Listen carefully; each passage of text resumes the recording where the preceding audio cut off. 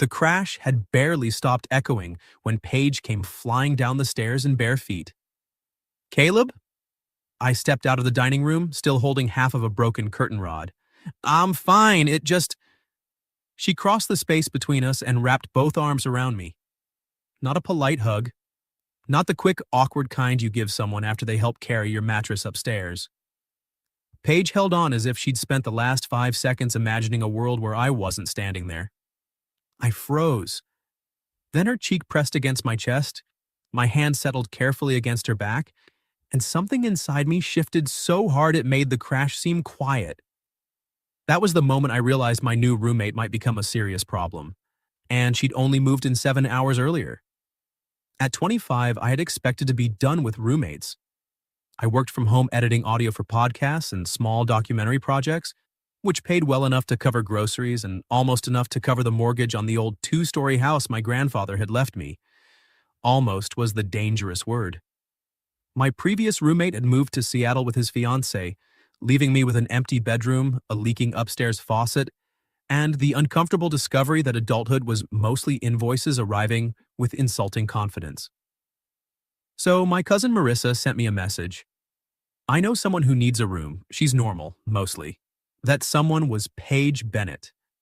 Paige was 24, worked as an event coordinator at a botanical garden, and arrived in a dented silver hatchback with 8 cardboard boxes, 3 plants, and a navy suitcase that looked heavy enough to contain either books or a body. "You're late," I said from the porch. She glanced at her phone. "I'm 4 minutes early." I was trying to establish authority. How did it feel? Brief. Her smile caught me off guard. Marissa had shown me a picture, but pictures hadn't warned me about Paige's eyes. They were dark brown and observant, with a warmth that made you feel as if she'd noticed the thing you were trying not to say. Her chestnut hair was twisted into a loose knot, and she wore faded jeans, a white t-shirt, and a rust-colored overshirt with the sleeves rolled up.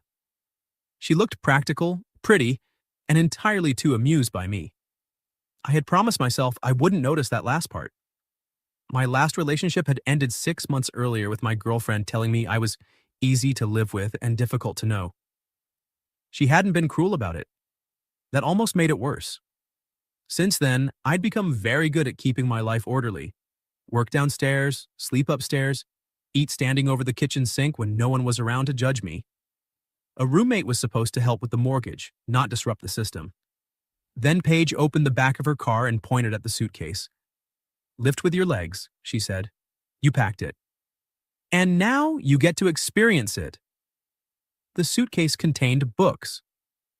I learned this halfway up the stairs when one wheel struck my shin and Paige started laughing behind me. "You could help," I grunted. "I'm supervising." "You're doing excellent work. I bring a lot to a household." At the top landing, I turned too quickly and nearly collided with her. Paige caught my forearm. I put a hand against the wall beside her to keep us both upright. For a second, neither of us moved. She was close enough that I could see a tiny pale line near her left eyebrow. Her laughter faded, but the smile stayed. "You okay?" I asked. "Perfectly." Her fingers were still around my arm. I looked down at them. She followed my gaze and released me, clearing her throat. "Good staircase," she said. "Thank you. I grew it myself." That got another laugh, but this one sounded slightly nervous. So it wasn't only me. The realization was both encouraging and deeply inconvenient. By 6, we had most of her things upstairs. Paige arranged her plants on the windowsill and set a framed photograph on the dresser. It showed her with an older man who shared her eyes. They stood beside a lake, his arm around her shoulders, both of them laughing at something outside the frame. I didn't ask. She noticed me looking and touched the edge of the frame. "My dad," she said. "That was our last camping trip." The past tense had weight. "He looks happy." He was. Her expression softened. He would have liked this house. He believed old places had personalities. This one complains whenever it rains. Then they would have understood each other. I smiled, but she kept studying me. "What?" I asked. "Marissa said you were quiet." Marissa talks enough for both of us. She also said you make terrible coffee. That was a private family matter. And that you pretend you don't care about people while fixing their cars, shelves, laptops, and occasionally their lives. I leaned against the doorframe. Did she send you a roommate reference or an unauthorized biography? A warning label? There was teasing in her voice, but also interest. Paige wasn't merely filling silence. She was trying to figure me out. I should have changed the subject. Instead, I said, "What else did she tell you?" "That you don't date much." There it was. Marissa is losing holiday privileges. Paige tucked a strand of hair behind her ear. Was she wrong? No. Why? I looked toward the photograph of her father. You ask direct questions. You don't give direct answers. Maybe we'll balance each other out. Her eyes returned to mine. Maybe, she said quietly. We ordered Thai food that evening because neither of us had the energy to cook. We ate at the kitchen counter, sharing noodles directly from the cartons while rain ticked against the windows. It felt more like a date than I wanted to admit. Paige told me about a wedding she'd coordinated where the bride's grandmother stole the microphone and announced that the groom had excellent shoulders but suspicious eyebrows. I nearly choked on a pepper. She wasn't wrong, Paige said. His eyebrows looked like they were keeping secrets. I'm glad your standards are reasonable. She tilted her head, studying my face with exaggerated concentration. What? Your eyebrows seem honest. That's a relief. Your mouth, though, I set down my fork. What about it? She smiled into her carton. Undecided. The rain got harder. Paige's knee brushed mine beneath the counter, and neither of us moved away immediately. There was no reason for that moment to feel as intimate as it did. We were surrounded by moving boxes, takeout containers, and a refrigerator that made a noise like a tired lawnmower. Still, something was happening. Something quiet, mutual, and much too early. Paige finally pulled her knee back. We should establish roommate rules, she said. Good idea. No leaving dishes in the sink. Agreed. No stealing food without permission. Reasonable. No bringing dates home without warning. The question hiding inside that rule sat between us. I lifted an eyebrow. Do you expect that to be an issue? Her gaze held mine. Do you? No. Neither do I. It sounded less like information and more like a choice. Around 10, Paige went upstairs to finish unpacking. I stayed downstairs pretending to clean while thinking about her mouth forming the words, neither do I. That was when I noticed the dining room curtain sagging at one end. The bracket had pulled loose from the plaster, so I dragged in a small ladder, found my toolbox, and made the classic homeowner mistake of believing a 10-minute repair would take 10 minutes. The entire rod came down. One end struck the ladder. The ladder hit a wooden chair. The chair toppled into a stack of empty boxes, and the sound rolled through the house like a car crash. I landed on my feet, still holding part of the rod. Then Paige shouted my name. She appeared on the stairs in soft, gray sleep shorts and an oversized burgundy sweatshirt. Her hair had come loose around her shoulders and fear had drained the color from her face. I'm okay, I called. She didn't slow down. The second she reached me, her arms went around my waist. For one startled heartbeat, I kept my hands in the air. Then I held her. She was trembling. Hey, I said softly. I'm all right. I heard the crash. It was just the curtain rod.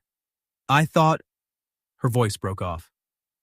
I rubbed one hand slowly between her shoulder blades. The scent of her shampoo, something faintly like vanilla and rain, made the room feel smaller. You thought what? Paige took a breath against my shirt.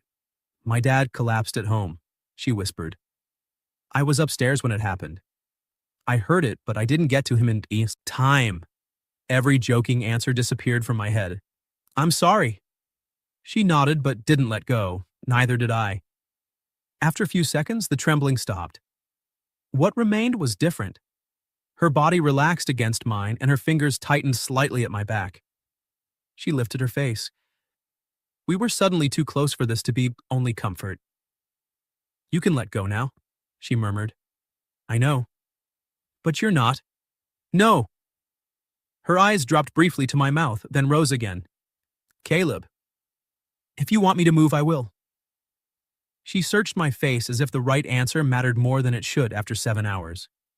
Then Paige slid one hand higher against my chest. That's the problem, she said.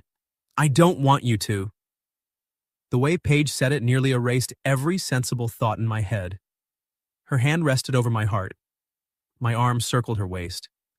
Her lips were inches from mine, parted on a quiet breath. I wanted to kiss her. She knew it too. But 5 minutes earlier, she had been terrified. If I kissed her now, I'd spend the rest of the night wondering whether she had wanted me or simply needed something solid to hold on to. So I eased my hand from her back. Paige's expression changed. Oh, I want to, I said. You have an unusual way of showing it. I don't want our first kiss to happen because a curtain rod gave you a panic attack. A little color returned to her cheeks. You've already decided there'll be a first kiss? I'm optimistic. You hit it well. I smiled. If I kiss you, Paige, I want you thinking about me, not about something that happened to your dad. Her eyes softened. For a moment, I thought she might pull me back anyway. Instead, she stepped away and folded her arms over her sweatshirt. Fine. Fine. Ask me tomorrow. I glanced at the clock. Technically, it's tomorrow in 1 hour and 47 minutes. Good night, Caleb. She turned toward the stairs. Paige? She looked back. I am going to ask. The smile she tried to suppress followed her all the way upstairs. I slept badly. My room was across the hall from hers, and an old house offered very little acoustic privacy. I heard a drawer close. Water ran through the pipes. Floorboards creaked beneath her steps. At some point, the house went silent. I stared at the ceiling and wondered how quickly attraction could turn a practical living arrangement into an emotional fire hazard. My ex had been right about one thing. I kept people at a manageable distance. I preferred being useful to being vulnerable. Fixing someone's shelf was simple. Telling them I wanted them to stay was not. Paige had been in the house less than a day, and already distance felt impossible. At 7 the next morning, I found her in the kitchen wearing leggings, a green sweater, and an expression of complete innocence. She poured coffee into 2 mugs. Sleep well? She asked. No. Unfamiliar noises? Something like that. She handed me a mug. I made the coffee. I took a cautious sip. It was excellent. This feels hostile. You're welcome. She moved around me to open the refrigerator. Her shoulder brushed my arm, though there was plenty of space. Definitely intentional. I set down the mug. Paige. Yes? She leaned into the refrigerator as if the arrangement of yogurt demanded her full concentration. Come out of there. I'm looking for breakfast. You're avoiding eye contact. I've seen your face, it's fine. Last night you told me to ask you something. She slowly straightened and closed the refrigerator. Her hair fell over one shoulder. She had no makeup on, and the faint scar near her eyebrow stood out in the morning light. I wanted to touch it. I wanted to learn every story she carried and every expression that came before her smile. Paige rested her hip against the counter. Did I? You did. That doesn't sound like me. Would you like me to recreate the scene? I can drop a chair. Her mouth twitched. I stepped closer, leaving enough space for her to decide what happened next. Can I kiss you? She looked down at my mouth, then back into my eyes. No. The answer hit with embarrassing force. Paige picked up her coffee and walked past me. I turned. No? Not yet. You're enjoying this. More than I expected. She sat at the kitchen table and crossed one leg over the other. You said if you kissed me, you wanted me thinking about you. Right. At the moment, I'm thinking about unpacked boxes, the fact that we're roommates, and whether you own a toaster. It broke last month. Tragic, so take me somewhere. I stared at her. Paige lifted her mug. You're optimistic, remember? Are you asking me on a date? I'm telling you how to get a yes. That was better than a yes. It was Paige making a deliberate choice in daylight, without fear or grief deciding for her. What kind of date? I asked. One involving breakfast and a hardware store, because your house tried to kill its curtains. Breakfast and home repair. You have dangerous ideas about romance. You grew that staircase yourself. I assumed you were handy.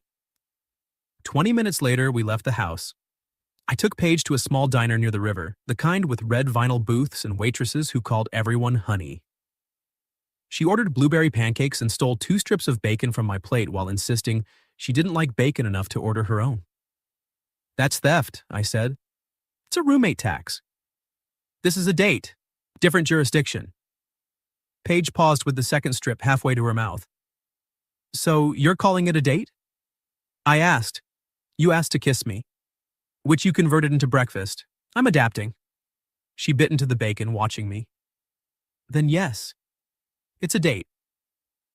Something warm settled in my chest. Not relief exactly. Relief was too passive. Paige wasn't merely allowing this. She was meeting me halfway, then standing there with stolen bacon while waiting to see whether I had the nerve to continue. What? She asked. I'm thinking about how complicated you're going to make my life. Her expression softened. Do you mind? Ask me after pancakes. She kicked me lightly beneath the table. At the hardware store, Paige insisted on pushing the cart even though we needed only a bracket and screws. Somehow the cart acquired paint samples, gardening gloves, 2 candles, and a ceramic frog she claimed the back porch required. You've lived with me for 19 hours, I said. You're redecorating. I'm improving morale. The frog looks judgmental. He's concerned about your coffee.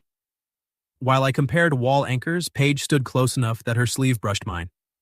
Caleb? Thank you for last night. I set down the package. You don't have to thank me. I don't mean for holding me. She studied the shelves instead of looking at me. I mean for stopping. That surprised me. She continued quietly. After my dad died, people treated me like I was made of glass. They gave me whatever I asked for, even when it wasn't good for me. You were the first person in a long time to ask what I'd want when I wasn't afraid. I reached over and turned her gently toward me. What do you want now? Her gaze lifted. You, she said. Unfortunately. I laughed under my breath. That does sound serious. It might be. You have honest eyebrows. I brushed a strand of hair behind her ear, letting my fingers linger against her cheek. Paige leaned into the touch. The hardware store wasn't exactly where I'd pictured kissing her. A fluorescent light buzzed overhead, and somewhere nearby a child was loudly objecting to light bulbs. Still, she was looking at me as if none of that mattered. Ask again, she whispered. Can I kiss you?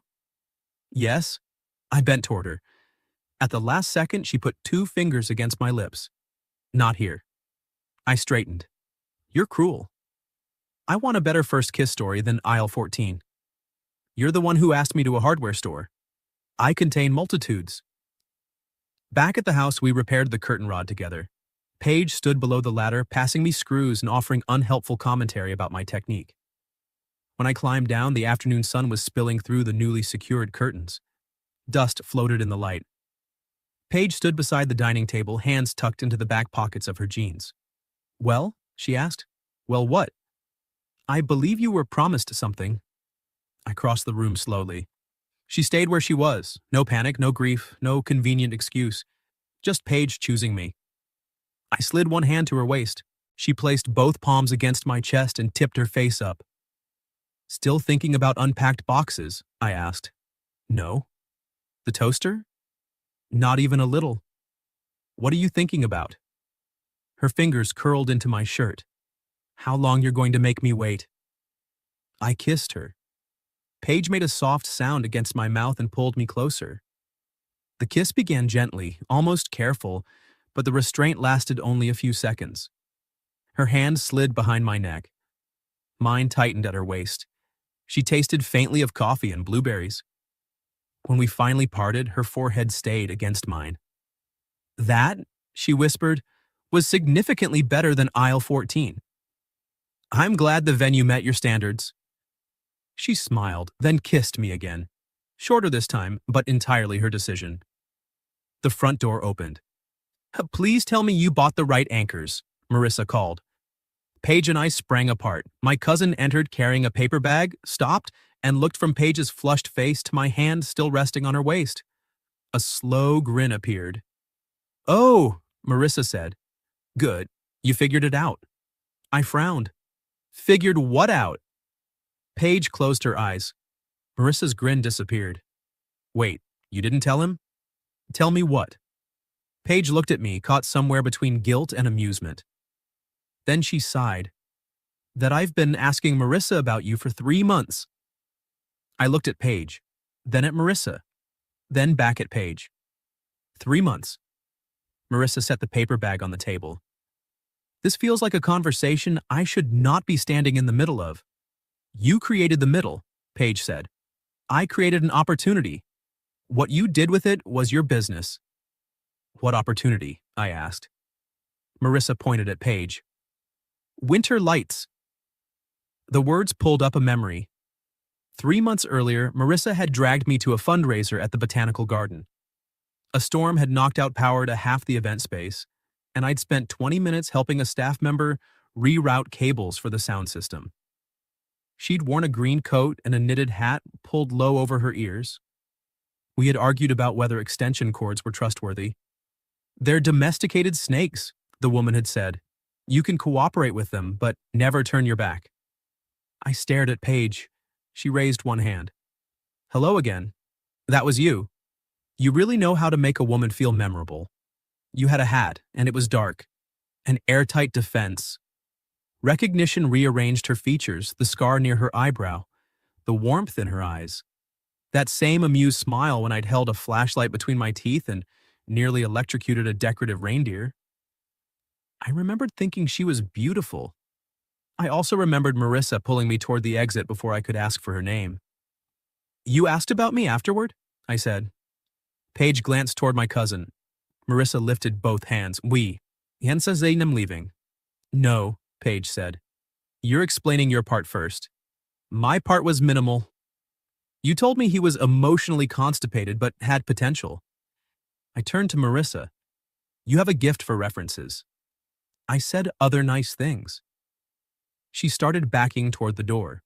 "You're loyal, responsible, tall." Tall isn't a character trait. It got her attention.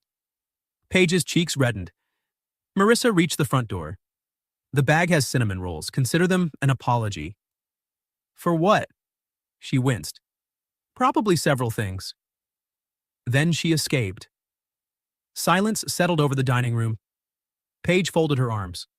"I can explain." "I'd appreciate that." Her expression tightened. "Are you angry?" I considered the question. I wasn't angry that she had noticed me months ago. The thought produced the opposite reaction, one I was trying not to enjoy too visibly. But Paige had moved into my house. We had signed a lease. She now knew where I kept my emergency cash and that I slept in old college t-shirts. I'm not sure yet. Fair. She sat on the edge of the table, leaving several feet between us. "After winter lights, I asked Marissa who you were," she said. She told me. "I may have asked whether you were single." May have? I definitely did. I tried not to smile. "Go on." Nothing came of it. I thought about asking her for your number, but my dad had only been gone 6 months. I was barely sleeping, and the idea of dating anyone felt impossible. "So you waited." "I didn't have a plan to wait. I just kept asking about you sometimes." "For 3 months." "Not constantly." "How often?" "Enough that Marissa became unbearable." "That could mean once." Paige's mouth curved, but the smile quickly faded. "Then my landlord decided to sell my apartment. Marissa said you needed a roommate. I said it was a bad idea."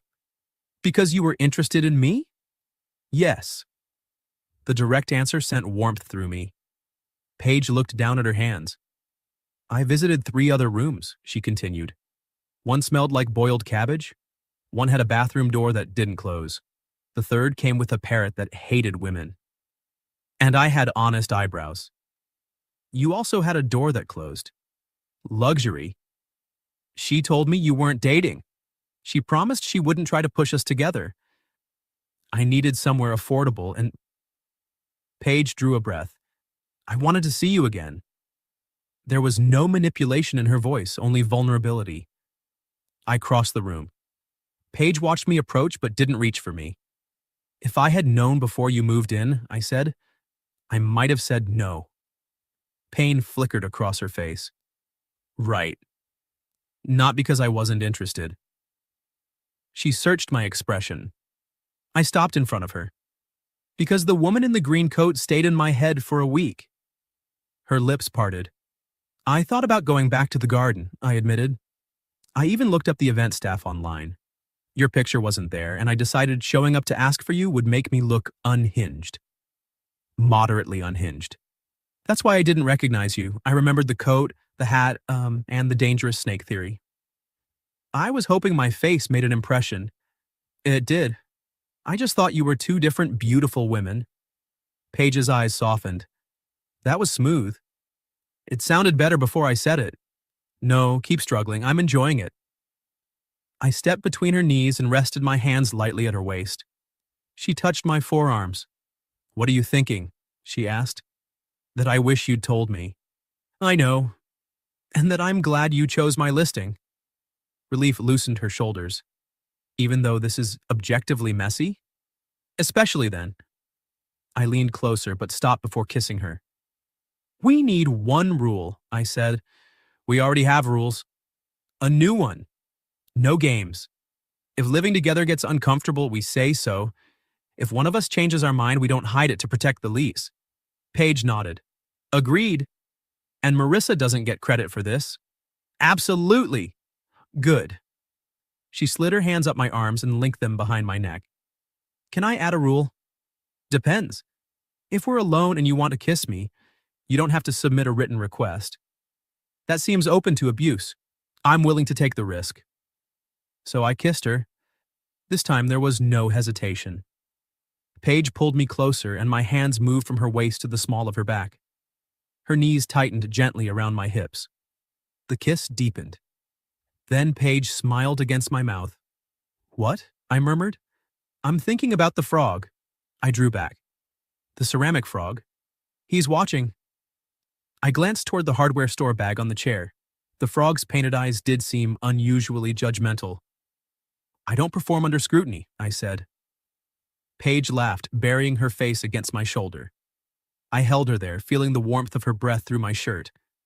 It was strange how natural it felt. Not simple, not safe. Natural. That evening, Paige had to check preparations for a retirement dinner at the botanical garden. She invited me along, claiming she needed someone who understood the predatory nature of the electrical cables. The public paths were closed by the time we finished. She led me through a glass conservatory where tropical plants climbed toward the roof, and tiny lights glowed beneath broad green leaves.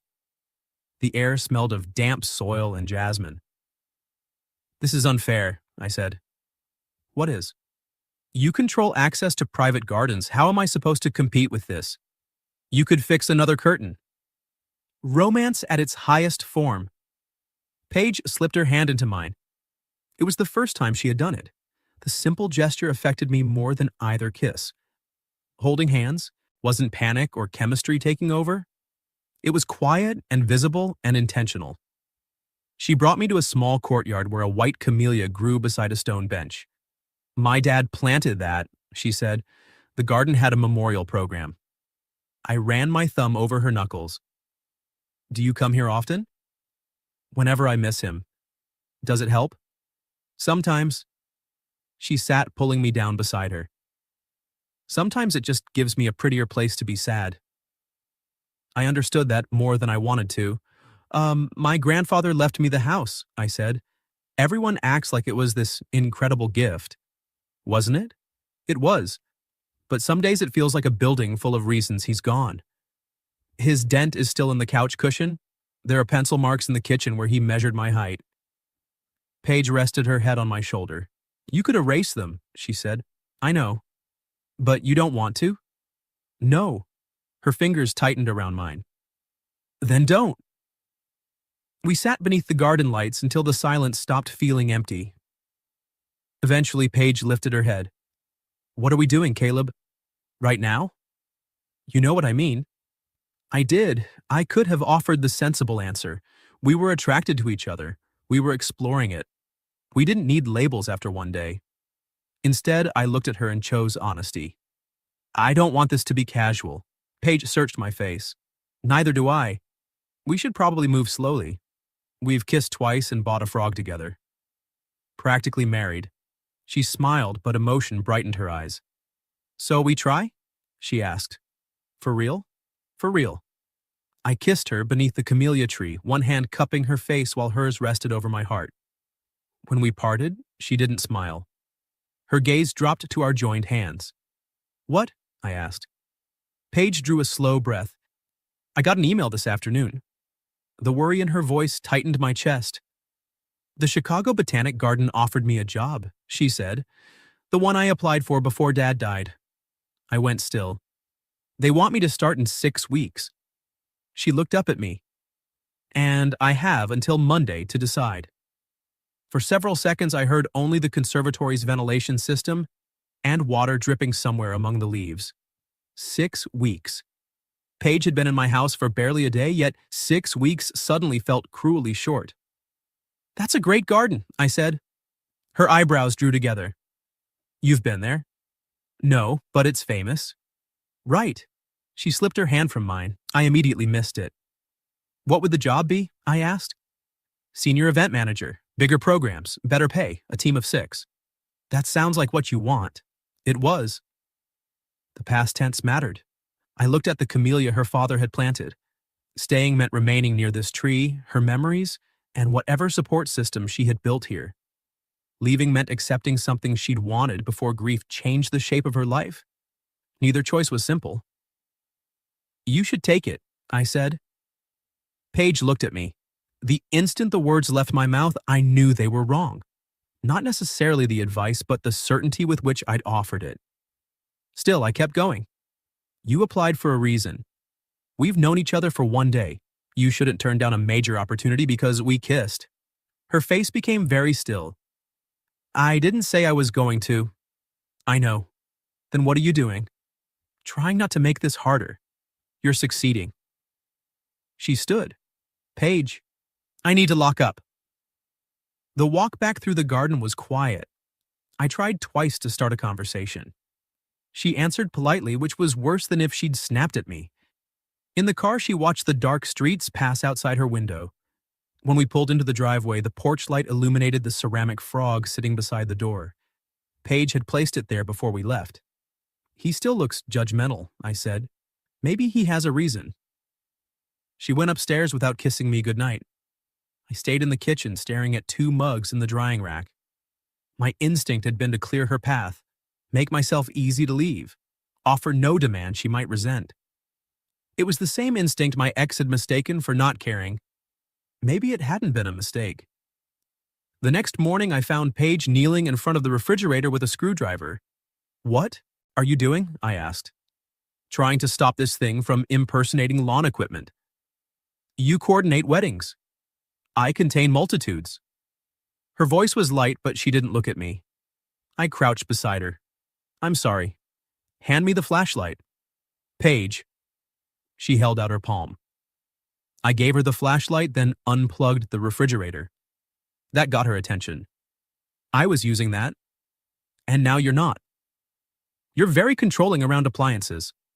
I don't want to talk to the back of your head. She sat on the floor and folded her legs. I did the same, our knees almost touching. I handled last night badly, I said. Yes. I thought telling you to take the job was the selfless answer. It was certainly efficient. I don't want you to go. Her expression shifted, but she remained guarded. I forced myself not to soften the truth. The idea of you leaving in 6 weeks makes me feel like someone just took a wall out of the house, I continued, and I realize that sounds absurd after 2 days. A little. It's still true. Paige turned the screwdriver between her fingers. Then why did you act like it didn't matter? Because I don't want to become the reason you give up something important. That isn't your decision. I know. Do you? She leaned forward. Because you made my choice for me last night. You decided our relationship was too new to matter, and then you nobly removed yourself from consideration. I was trying to protect you. I didn't ask you to. The words landed cleanly. Paige's eyes shone, but her voice stayed steady. I don't need you to tell me to stay, she said. I need you to trust me enough to admit that you want me to. I looked down at our knees, separated by less than an inch. Wanting had always felt dangerously close to asking too much. My grandfather had raised me to be dependable, to solve the problem without becoming one. Somewhere along the way, I'd learned to make my needs invisible. But Paige wasn't asking for invisible. I want you to stay, I said. I want to hear you coming down the stairs. I want your plants taking over the windows and your food stealing shelf space in the refrigerator. I want to take you on dates that don't involve wall anchors. Her mouth trembled toward a smile. I kept going. I want more than 6 weeks. And if you choose Chicago, I'm still going to want that. The screwdriver slipped from her fingers onto the floor. What does that mean? She asked. It means I don't get to choose your job. But I do get to choose whether I fight for us. Paige closed the space between our knees. And will you? Yes. The answer came without fear. Yes, I will. She touched my face with both hands and kissed me. It wasn't a careful kiss. Paige climbed into my lap and I wrapped my arms around her as her mouth moved over mine with a mixture of relief and anger. When she drew back, we were both breathing hard. You're infuriating, she whispered. I've been told I have potential. She laughed, pressing her forehead to mine. I want you to, she said. That's why this is difficult. I held her more tightly. We don't have to solve it on the kitchen floor. Good, the tile is cold. We could move to the couch. Is that your professional recommendation? It's warmer. Paige rose and held out her hand. We spent Saturday together without pretending it was casual. We fixed the refrigerator, bought groceries, and argued over whether her 3 plants constituted an invasion. At lunch, she stole food from my plate again. That evening, we cooked pasta, danced badly to an old soul playlist, and kissed in the kitchen until the sauce nearly burned. Nothing about the day made Monday disappear. But it gave us something real to place against it. After dinner, rain began tapping against the windows. Paige sat curled against me on the couch, her feet tucked beneath my leg. What would long distance actually look like? She asked. The question hurt, but it was better than silence. I work remotely, Ptin, I said. I could visit. How often? Every few weeks, maybe. More if I stopped buying ceramic frogs. Don't make promises you can't keep. I'd never sacrifice him. She smiled. And you could come back, I continued. Your dad's tree is here, Marissa's here, your parrot-free room is here. My room? I'm trying not to be presumptuous. Paige traced the seam of my shirt. What about your house? She asked. Could you ever leave it? I looked around the living room. My grandfather's books filled one shelf. His old clock hung above the mantel. The place carried him in 100 small details. I don't know, I admitted, but I don't want the house to become an excuse for never going anywhere. She studied me. I could spend a month in Chicago, I said. Help you settle in. Work from there. A month. If you want me. I do. The answer was immediate. Paige kissed me softly, then rested her head beneath my chin. Later, at the foot of the stairs, she stopped with her hand on the banister. Caleb. Yeah? I don't want to sleep alone tonight. There was vulnerability in her face, but no uncertainty. I went to her. Are you sure? She took my hand. I'm not afraid. I'm choosing. Upstairs, we moved slowly, giving each other time to change our minds. Neither of us did. Paige kissed the hollow beneath my throat. I traced the small scar at her eyebrow and learned it came from falling off her first bicycle. She laughed when I admitted I still owned the blanket I'd had at 12. The rest belonged only to us. When I woke before dawn, Paige was asleep against my chest, one hand spread over my heart. I stared at the ceiling and understood something that should have frightened me. I wasn't falling because circumstances had forced us close. I was falling because every time Paige had a choice, she reached for me. Sunday evening, we sat at the dining table with 2 sheets of paper. On hers, Paige had written Chicago. On mine, stay. We listed salaries, rent, travel costs, career prospects, and every practical consequence we could imagine. Neither Paige offered a perfect answer. At the bottom of mine, Paige added one final line. What life do I want? She stared at it for a long time. I don't know yet, she said. I took her hand. Then I'll be here when you do. Monday arrived too quickly. Paige left for work without telling me her decision. She kissed me at the door and promised we'd talk that evening. At 5:40, I heard her car in the driveway. At 5:42, she entered the kitchen, still wearing her staff badge. One look at her face told me she had decided. My pulse thudded. Well? I asked. Paige put her bag on the counter. I accepted Chicago. The words hollowed out the room. Then she walked straight to me and took both my hands. But I told them I needed 8 weeks, she said. And before I sign a lease there, I need an answer from you. To what? Her fingers tightened around mine. Whether you meant it when you said you'd fight for us? I meant it, I said. Paige searched my face. Even now? Especially now. She released a breath, but the uncertainty remained in her eyes. I drew her closer. I won't pretend I'm happy you're leaving, I said. I'm going to hate the empty room. I'm going to hate that Chicago gets your terrible opinions about extension cords.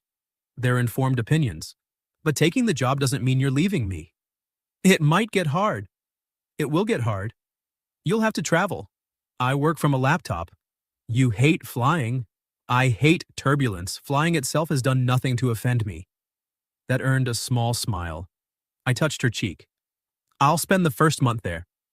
After that, we alternate visits. We put dates on the calendar, not vague promises. And if something isn't working, we say it before resentment says it for us. You've thought about this. Since Saturday? Paige's eyes filled.